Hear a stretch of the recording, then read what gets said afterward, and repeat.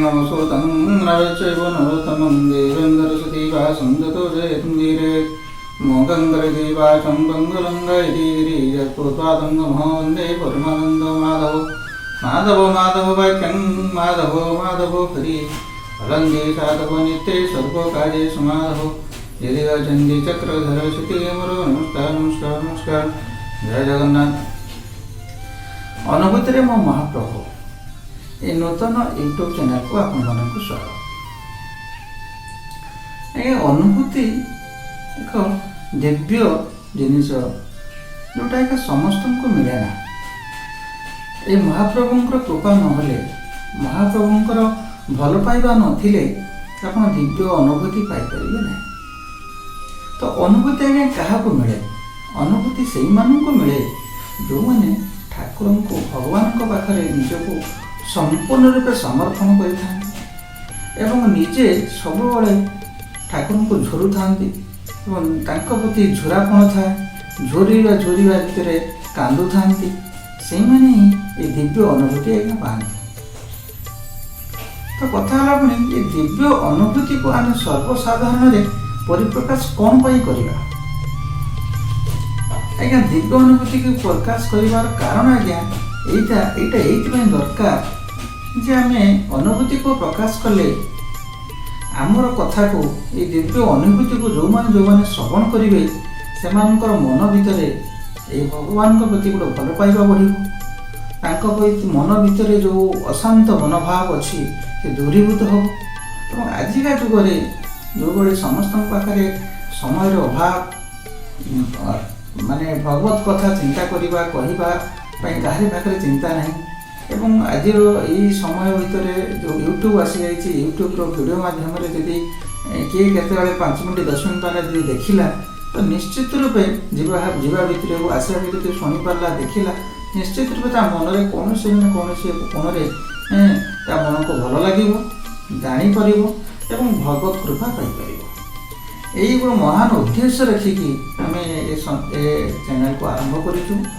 आ भर मुझे बहुत गुड़े दिव्य अनुभूति बहुत भक्त मानू कलेक्शन कर जो मैंने सर्वसाधारण परिप्रकाश करने इच्छा प्रकाश कर केवल से कथा को ये विषय वस्तु को मुझे उपस्थापन करी यदि एमती कहीं भीतर था उपस्थापन करने चाहती ये चैनल माध्यम आप डिस्क्रिप्शन में आम नंबर और ईमेल आईडी दि जाए। तो आज विषय वस्तु हम नहीं श्रीजुक्त बेंगलुरु नहीं बेंगलुरु जड़े सार आमको पठे श्रीजुक्त गोपालकृष्ण बंदोपाध्याय।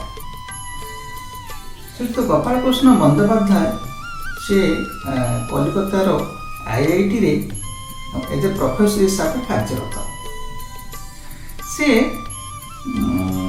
विवाह कर 42 वर्ष बयस से विवाह कर पढ़ापढ़ी बहुत समय पढ़ापढ़ी गुड़ाए समय चली जाइए विवाह प्रति से ध्यान देना 42 वर्ष पर बंधु माँ कहवा बहुत बाध्य से बाहर से कौटू बाहर बालेश्वर जड़े कार्यरता महिला सी होती आपणकर फकीरमोहन यूनिवर्सिटी से जड़े लेक्चर अच्छा उभय मध्य सुसंपर्क बढ़ी उठी पारिवारिक संपर्क बहुत भल उभय मध्य जोटा बॉन्डिंग बहुत स्ट्रांग एमती बहुत दिन गला उभय भितर संतान संतति यहाँ मन भितर बहुत गोटे सब चिंता करती कौन हम जहाँ जैसे डॉक्टर देखले भुवनेश्वर देखते कलिकता देखते बॉम्बे देखते इवन कलिकता आप दिल्ली एम्स देखते किंतु किसी फरक पड़े ना किसी दिन मेडिसिन खाया चेंज होती पुणी जमी एपटे कौन माड़ांकर सी जन भगवत प्रेमी लोक से भगवत प्रेम करती ठाकुर को उपासना करती डेली पूजा पर्वाणी करती उपास करती वर्षक थरुटे हेले श्री जगन्नाथ मंदिर को जाकि कालिया को दर्शन कर ठीक अलटा होती श्रीजुक्त बंदोपाध्याय सार सी ठाकुर को विश्वास करती सत सी जन विज्ञान सम्मत लोक से विज्ञान प्रथमे प्रायोरिटी दियंती कथा अनुसार से उपास बार व्रत को एतटा प्राधान्य दियंती नाही। जाए एमती संसार चली अवसर से कौन सी डॉक्टर को चिन्हा जना भितर कहार को छाड़ी ना समस्त पाखक जाइए समस्त कोई ना कि तुम दिन मत कहार प्रोब्लेम ना तो मैंने सांगर रुह किसी दिन वेट कर ये मेडिसिन कंटिन्यू कर ठीक है। यही अवसर मन पड़ जाए जड़े बंधु सुदूर इटाली रे कार्यरत अच्छा एज अ डॉक्टर हिसाब से जड़े मेल कर सब कथा मोर ये प्रोब्लेम कौन कर तू आम किसी सजेशंस दे से ठीक अच्छे कमिंग मंथ रे जीवी इंडिया जीवी और गोटे मोर बॉम्बे सेमिनार अच्छी सेमिनार 8-10 दिन रही तो तापर घर को भी जीवी से भर तो देखा करी तुम घर को भी जीवी चिंता करना एवं समय निर्घंट अनुसार से आसछंती देखा कर घर को पहुँची पहुँचा डिटेल्स डॉक्यूमेंट सब मांगी टेस्टिंग रिपोर्ट सब देखी देखा पर सी आउ कि टेस्टिंग करेंगे ये जिन गुड़ा टेस्टिंग कर सारापर मत रिपोर्ट दियो मुझे अच्छी आ भितर टेस्टिंग रिपोर्ट देती रिपोर्ट देखा सार आ किसी मेडिसिन लिखी किंतु से मेडिसिन गुड़ाक इंडिया एवेलेबल है पलि इटाली को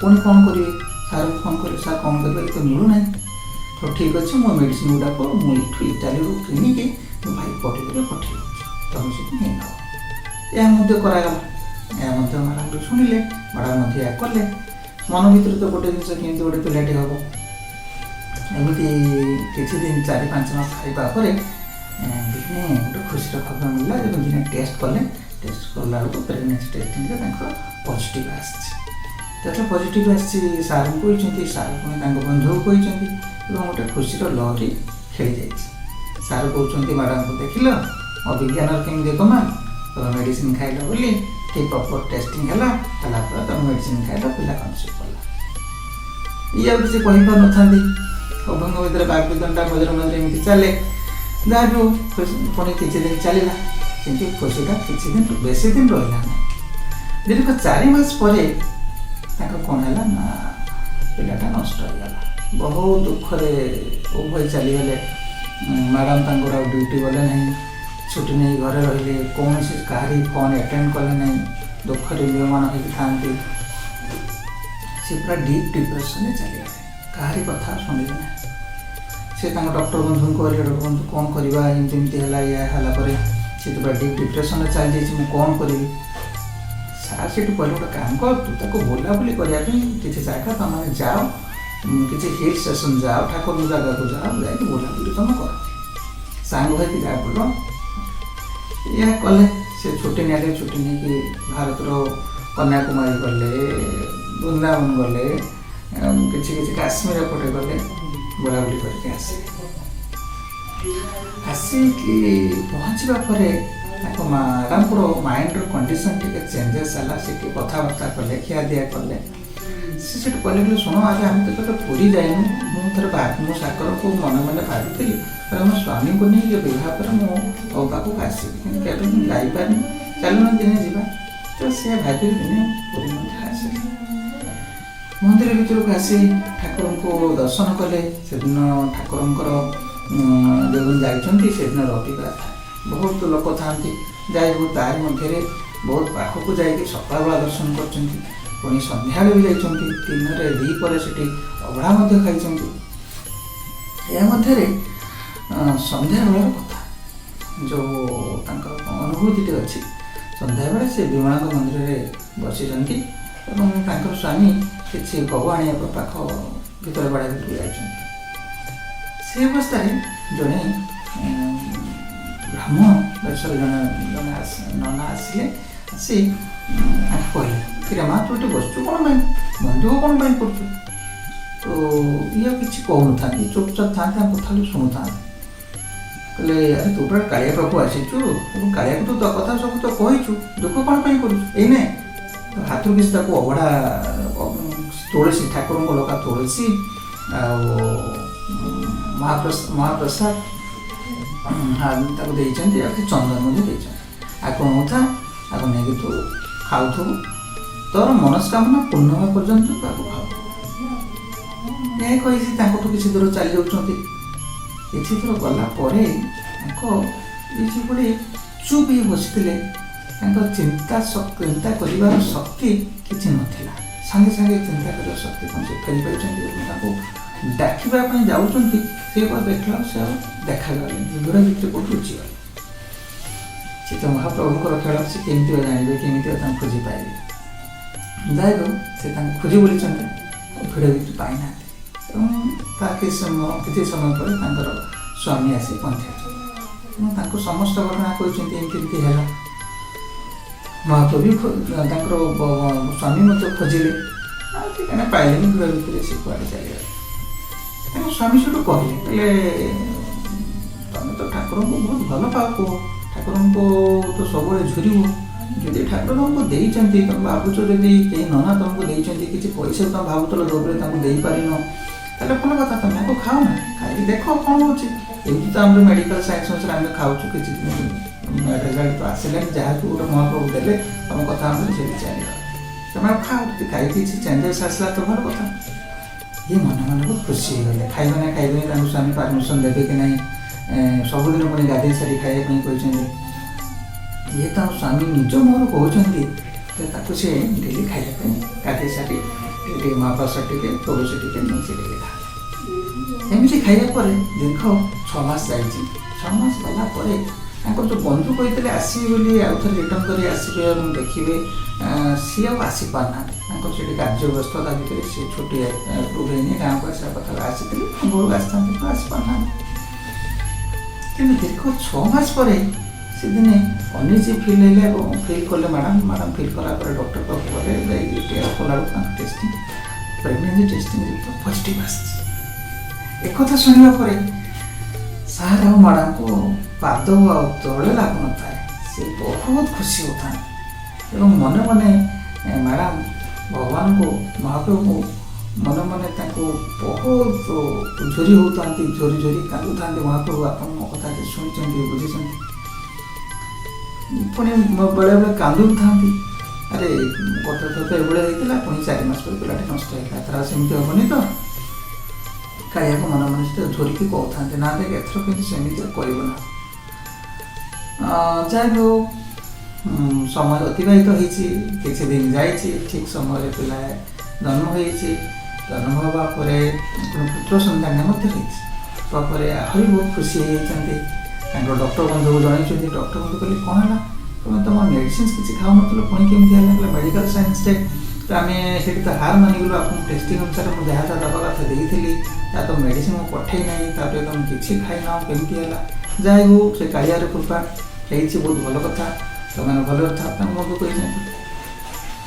এই ଅବସ୍ଥାରେ ମ୍ୟାଡ଼ାମ୍ କହିଛନ୍ତି, ସାର୍ ଦେଖିଲ ତୁମ ସାଇନ୍ସ କ'ଣ କଲା, ମୁଁ କହିଥିଲି ନା ମୋ କାଳିଆ ମୋ ପାଖରେ ସବୁବେଳେ ଅଛି। ଯାହା ହେବା ପରେ ବହୁତ ଖୁସି ପ୍ରକଟ କରିଛନ୍ତି। ତାଙ୍କ ବାପା ମାଆ ଆସିଛନ୍ତି, ସମସ୍ତେ ପିଲାକୁ ଦେଖି ଆଶୀର୍ବାଦ କରୁଛନ୍ତି।